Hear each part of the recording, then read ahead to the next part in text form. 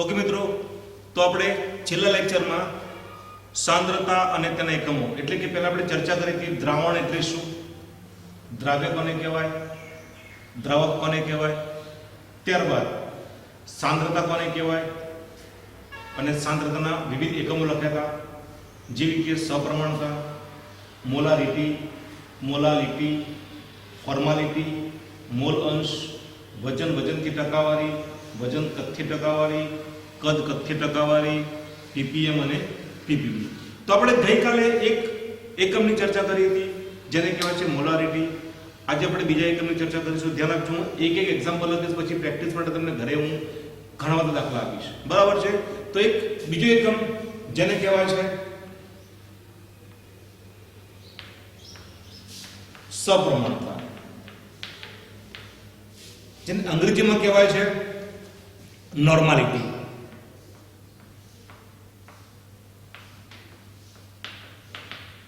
જેની સંજ્ઞા છે અ કેપિટલ એન. તો સપ્રમાણતા શું છે એ ખ્યાલ કોઈ ધ્યાન આપજો. હવે પછી આપણે ચર્ચા કરીશું, સૂત્ર મેળવીએ. તો સામાન્ય તાપમાને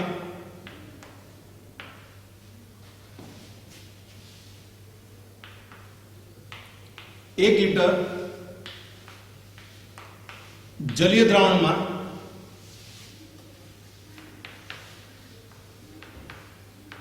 પદાર્થના 1 ગ્રામ તુલ્ય દળ વજનને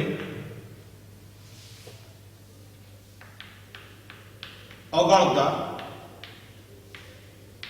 બનતા દ્રાવણને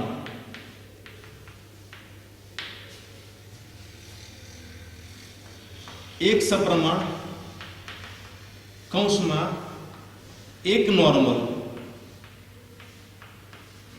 દ્રાવણ કહે છે.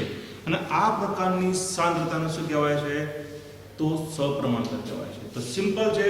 તો સપ્રમાણતા એટલે શું? તો લખીએ સપ્રમાણતા બરાબર, હું લખું છું અહીંયા હવે ગ્રામ પ્રતિ લીટર છેદમાં શું આવશે? તો તુલ્ય દળ. ધ્યાન રાખજો કે તુલ્ય દળ શું છે, તુલ્ય દળ શું છે એ ચર્ચા આપણે આગળ કરીશું. ઉપરાંત આપણે ગણતરી માટે એક સૂત્ર મૂકું છું, ધ્યાન રાખજો અહીંયા આવે કે n બરાબર 1000 ગુણ્યા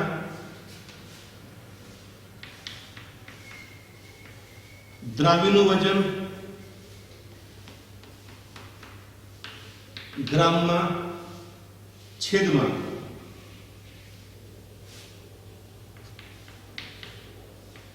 દ્રાવ્યનું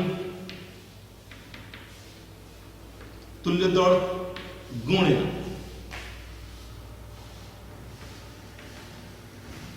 દ્રાવણનું કદ. તો બેટા ધ્યાન આપીએ આવે કે આપણે દરેક એટલે દ્રાવ્ય દ્રાવણ લખ્યું. આપણા ચેપ્ટરમાં શરૂઆતમાં આની સમજ નથી. જો આની સમજ ન હોય તો આપણને ખબર ન પડે દ્રાવ્ય કોને કહેવાય, દ્રાવણ કોને કહેવાય. તો આપણે આ સૂત્રનો ઉપયોગ શું કરી દાખલા માટે કરી શકીએ છીએ. ધ્યાન આપજો. અહીંયા કે જે કદ આવે, કદ સામે લેવાનું છે. તો અહીંયા આપણે કદ લઈશું મિલીમાં.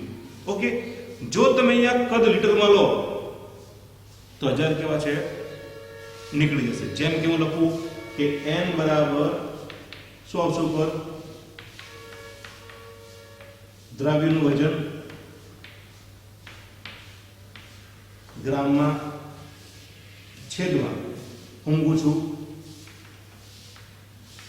દ્રાવ્યનું તુલ્ય દળ ગુણ્યા દ્રાવણનું કદ. સામા લખીશ બેટા અહીંયા હવે તો લીટરમાં. ધ્યાન આપજો અહીંયા હવે કે તમને કેટલાક દાખલામાં શું આપે છે કે દ્રાવણનું કદ લીટરમાં હોય તો ml માં ફેરવવાની જરૂર છે નહીં.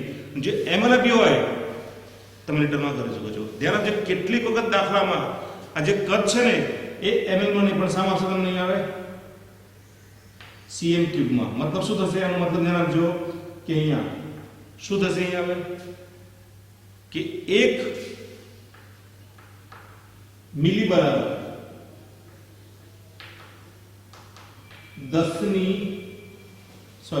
1 cm3 1 cm3 એ જ પ્રકારનો જો લીટર હોય તો તમને કેટલી વખત લીટર જગ્યાએ શું આપશે તો dm³ આપશે એટલે કે 1 લીટર બરાબર શું થશે 1 dm³ તો આપણે આ પ્રમાણે વ્યાખ્યા ક્લિયર થઈ ગઈ એના પછી સૂત્ર મેળવ્યું છે કે n બરાબર 1000 ગુણ્યા દ્રાવણનું વજન ગ્રામમાં છેદમાં દ્રાવણનું તુલ્ય દળ ગુણ્યા દ્રાવણનું કદ મિલીમાં આપણે એને કે એક્ઝામ્પલ જોઈએ તમને આઈડિયા આવશે ક્લિયર એક રકમ છે 73 ગ્રામ HCl ને પાણીમાં ઓગાળી 500 મિલી દ્રાવણ બનાવવા માટે દ્રાવણની બનાવેલ છે તો દ્રાવણની સફળતા શોધો અને બીજો છે 2 નોર્મલ NH નું 2000 ml દ્રાવણ બનાવવા માટે કેટલા ગ્રામ NH ની જરૂર પડે છે તો પ્રથમ દાખલામાં આપણે શોધવાનું શું છે સપ્રમાણતા એટલે કે નોર્માલિટી શોધવાની છે તો આપણને નંબર 1 માટે લખું છું ધ્યાન આપજો હવે આને નંબર 1 કીધું આ નંબર 2 તો નંબર 1 માટે આપણને સૂત્ર ખબર છે કે n બરાબર 1000 ગુણ્યા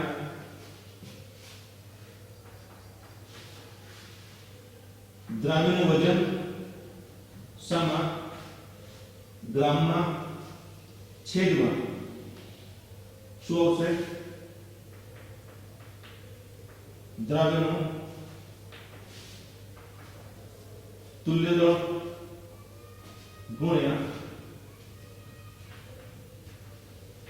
દ્રાવણનું કદ શામાં છે અહીંયા તુલ્ય ધ્યાન આપજો હવે કે આ પ્રકારની રકમમાં વજન દ્રાવણની કેટલું આપ્યું છે તો 73 ગ્રામ તે લખી શકું છું હવે કે દ્રાવણનું વજન કેટલું છે તો 73 ગ્રામ છે ચલો દ્રાવક તરીકે કોણ છે HCl તો દ્રાવક તરીકે HCl છે એટલે દ્રાવ્ય કૌંસમાં HCl નું તુલ્ય દળ બરાબર ધ્યાન આપજો તો તુલ્ય દળ શોધવું હોય તો પ્રથમ તો તમને HCl નું આણ્વિક દળ ખબર હોવી જોઈએ તો પહેલા આપણે શોધીએ આણ્વિક દળ તો HCl માં H1 છે જેનો પરમાણુ ભાર તો એક નંબર 1 છે પરમાણુ ભાર 1 છે વત્તા Cl1 છે જેનો પરમાણુ ભાર હોય તો 35.5 છે તો ટોટલ તમારું કેટલું છે 36.5 આ તમારો પણ આવ્યો તો ગ્રામ પ્રતિ મોલ આ તમારો આવ્યો આણ્વિક દળ હવે શોધવાનું શું છે તુલ્ય દળ તો તુલ્ય દળ માટે શું વ્યાખ્યા છે તો HCl ના તુલ્ય દળ બરાબર HCl નું આણ્વિક દળ ભાગ્યા તેની બેઝિકતા તો હંમેશા એસિડ ની બેઝિકતા હોય અને બેઝ ની એસિડિકતા હોય એટલે ધ્યાન રાખજો કે આ પ્રકારની HCl છે ચલો એમાં કેટલા H પ્લસ છે એક H પ્લસ છે તો એક H પ્લસ ને તટસ્થ કરવા માટે કેટલા H મને જોઈએ તો એક H મને જોઈએ આથી આ પ્રકારની HCl છે એ HCl નીચેની રીતે આવશે એક આવશે એટલે મૂલ્ય મૂકી દે પરમાણુ ખબર છે તો શું આવશે 36.5 ભાગ્યા 1 બરાબર 36.5 શું આવે ગ્રામ પ્રતિ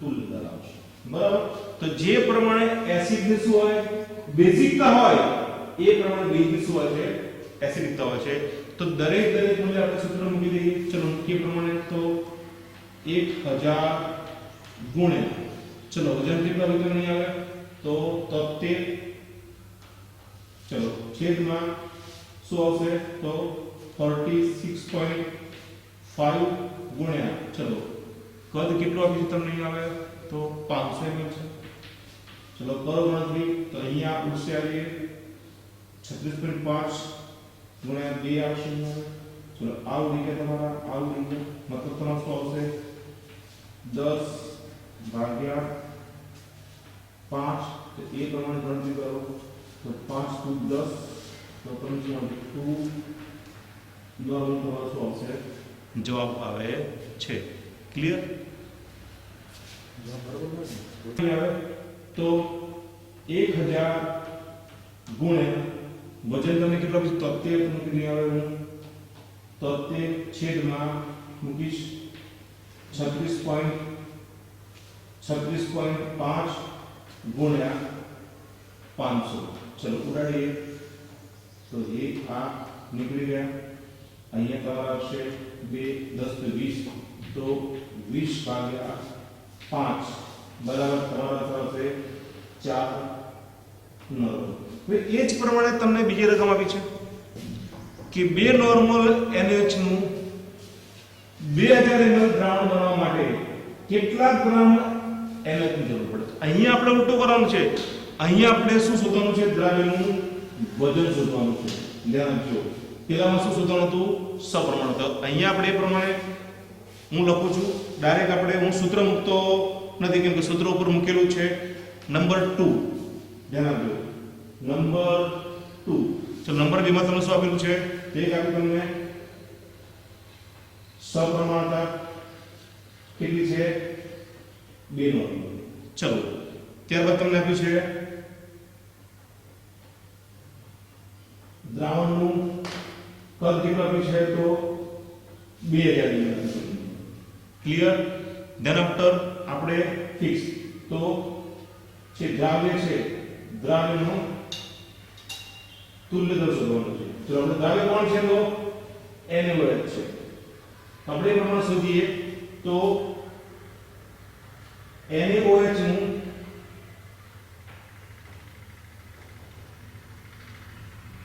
તુલ્ય દર બરાબર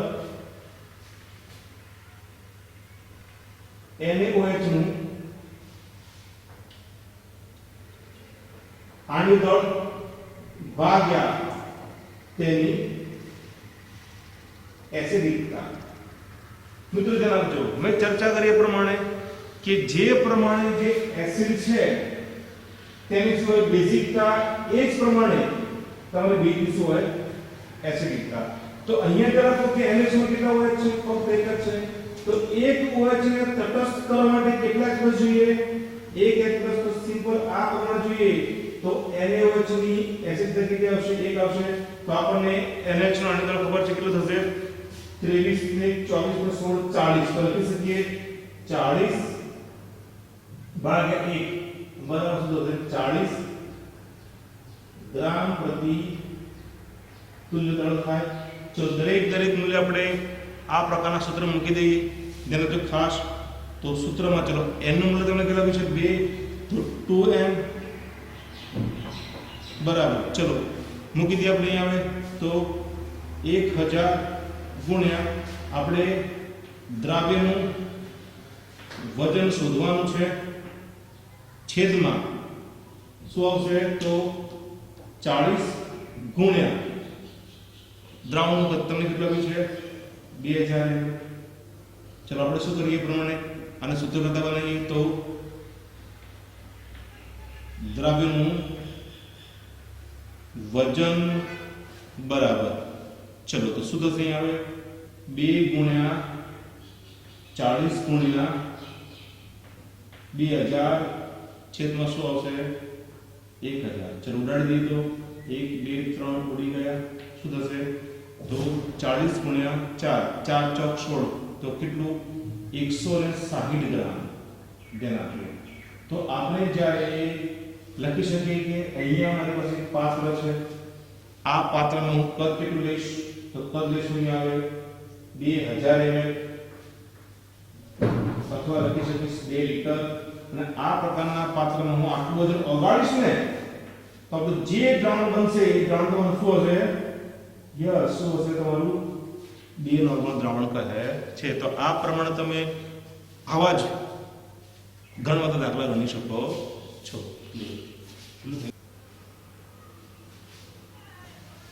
શબ્દ છે તુલ્ય દળ તો તુલ્ય દળ એટલે શું તો તુલ્ય દળ બરાબર લખી શકીએ આપણે આવે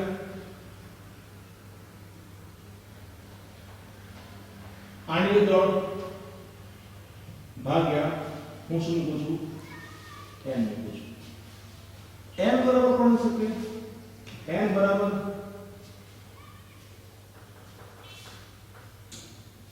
એસિડની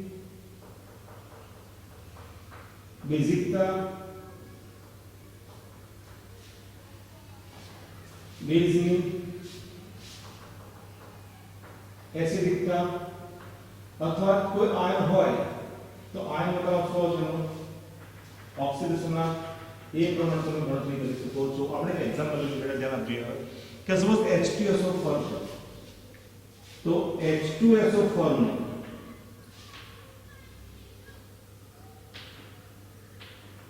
तुल्य दौड़ बराबर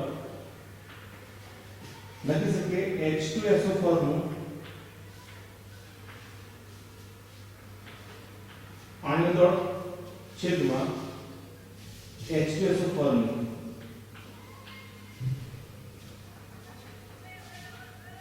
બેઝિકતા. તો પ્રથમ તો આપણને સલ્ફ્યુરિક એસિડ નો અણુભાર ખબર જોઈએ. તો અહીંયા જોઈ શકીએ H2SO4 અહીંયા 2 ટોટલ, અહીંયા 32, અહીંયા 16 ચોક 64 થઈ ગયા. તો ટોટલ તમારો અણુભાર આવશે 98 ગ્રામ પ્રતિ મોલ. ચલો આપણે શું શોધીએ હવે? તો H2SO4 ની બેઝિકતા તો આપણી પાસે સૂત્ર છે H2SO4. તો H2SO4 કેટલા પ્લસ છે? 2 પ્લસ છે. તો 2H પ્લસ ને તટસ્થ કરવા માટે આપણે 2OH ની જરૂર પડે. તો આથી આ પ્રકારના એસિડની બેઝિકતા કેટલી આવશે? 2 આવશે. ચલો મૂલ્ય મૂકીએ પ્રમાણે તો 98 ભાગ્યા 2 બરાબર શું થશે? તો 49 ગ્રામ પ્રતિ તુલ્ય. હવે એ જ પ્રકાર આપણે એક દાખલામાં બેઝ માટે જોયું તો હવે એ જ પ્રકાર સપોઝ મારી પાસે KMnO4 છે. KMnO4 આયન પણ છે MnO4 માઈનસ. ચલો આની માટે આયન માટે આપણે n નું મૂલ્ય કેટલું ગણતરી કરીએ? સપોઝ મારી પાસે છે તો MnO4 it is converting stable state સ્થાયી અવસ્થા પ્રાપ્ત કરશો તો Mn +2 આવે અહીંયા -1 છે. તો એ પ્રમાણે તમે અહીંયા Mn નો ઓક્સિડેશન આપશો તો એ તમને ગણતરી કરીને બતાવું છું કે MnO4 તો Mn નો શોધો Mn વત્તા 4 કૌંસમાં O બરાબર -1. તો Mn વત્તા O નો ઓક્સિડેશન -2 છે તો 4 કૌંસમાં શું આવશે? -2 બરાબર -1. ઓકે. તો Mn -8 બરાબર -1. તો Mn નો ચાર્જ શું આવશે? +7 આવશે. બરાબર. આ ક્લિયર તમને લોકો અહીંયા આવે +7. ચલો અહીંયા તો ચાર્જમાંથી +2 છે તો આ બંને તફાવત કેટલો આવશે? તો અહીંયા ઓક્સિડેશન આંકનો તફાવત કેટલો આવ્યો? 5 આવ્યો. તો MnO4 માટે n નું મૂલ્ય શું બનવાનું? 5 બનશે. ચલો આપણે એ જ પ્રકાર જોઈ શકીએ છીએ. તો KMnO4 છે આપણે એની શું શોધીએ? આપણે તુલ્યતા શોધીએ. તો અહીંયા KMnO4 બરાબર KMnO4 તેનું આણ્વિક ક્રમાંક થશે 158 છે ભાગ્યા તમે શું કરો? 5. તો 5 કરી 15 1 5 એકા 5 3 વધ્યા તો કેટલા આવશે?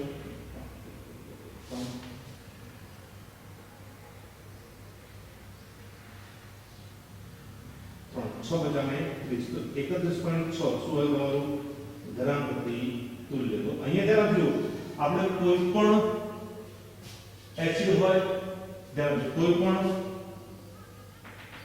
એસિડ હોય બેઝ હોય કે ક્ષાર હોય આ દરેક માટે જો તમને તેનું n નું મૂલ્ય ખબર હોય n નું મૂલ્ય ખબર હોય તો લખી દે સાઈડકા. તો મૂલ્ય ખબર હોય આપણે કોઈ પણ એસિડ બેઝ ક્ષાર કે આયનની આપણે શું છે તુલ્યતા શોધી શકીએ છીએ. ક્લિયર? એક આવશે જેને કહેવાય છે આપણે મોલાલિટી. પહેલા આપણે જે હતી સપ્રમાણતા, મોલારિટી અને શબ્દ શું આવે? મોલાલિટી. જેની સંજ્ઞા છે એની સંજ્ઞા છે સ્મોલ m છે, બરાબર. તો એ પ્રમાણે આપણે જોઈએ છીએ વ્યાખ્યા. તો લખીશું વ્યાખ્યા ધ્યાન જોઈએ હવે કે સામાન્ય તાપમાને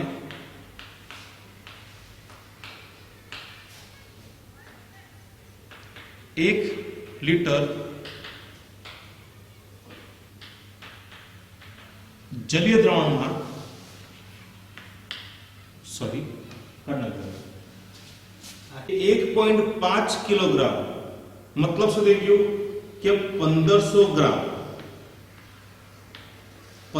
ગ્રામ દ્રાવકમાં 149 ગ્રામ KOH ઓગાળીએ છીએ તો આ જે દ્રાવણ બને છે તેની આપણે શું શોધવાનું છે? મોલાલિટી. ચલો તમને એ રકમમાં શું આપેલું છે? એક તો ખાસ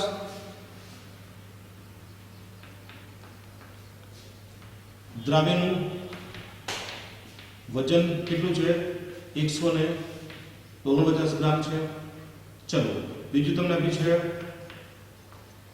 દ્રાવકનું વજન 1.5 kg અથવા લખી શકીએ આપણે અહીં આવે 1500 ગ્રામ લખી શકાય. અને બીજું છે KOH જે આપણો દ્રાવ્ય છે નું આણ્વિક દળ. ચલો શોધી નાખીએ K વત્તા O વત્તા H તો 39 વત્તા 16 પ્લસ 1 તો 40 ને 6 56 ગ્રામ પ્રતિ મોલ એવું શું થશે? આપણે આણ્વિક દળ. ચલો સૂત્ર મૂકતો નથી, ડાયરેક્ટ આપણે શું કરીએ અંદર મૂલ્ય મૂકી દઈએ. તો આપણું સૂત્ર બનશે આ પ્રમાણે કે m બરાબર ચલો 1000 ગુણ્યા ચલો અહીંયા તમને રકમમાં શું આપેલું છે? તો દ્રાવ્યનું વજન કેટલું છે? 149. તો અહીંયા મૂકી દઈશું 149 છેદમાં એનું આણ્વિક દળ છે કેટલું છે? તો 56 છે. અને દ્રાવકનું વજન કેટલું છે? 1500. તો એ પ્રમાણે તમે ઉડાડશો તો અહીંયા તમે ગણતરી કરશો તો લગભગ તમારો જવાબ 1.77 મોલર આવે છે. તો આ પ્રમાણે તમે ઘણા બધા દાખલા ગણી એ પ્રેક્ટિસ કરી શકો છો અને એ પ્રમાણે તમે જે તે દ્રાવણની સપ્રમાણતા, જે તે દ્રાવણની મોલારિટી, જે તે દ્રાવણની મોલારિટી શોધી શકો છો. ઉપરાંત સપ્રમાણતા, મોલારિટી અને મોલાલિટી પર તમે જે તે દ્રાવ્યનું વજન શોધી શકો છો. તો આની માટે હું તમને ઘણા બધા દાખલા પ્રેક્ટિસમાં આપીશ અને તમારે શું કરવાનું છે? પ્રેક્ટિસ કરવાની રહેશે.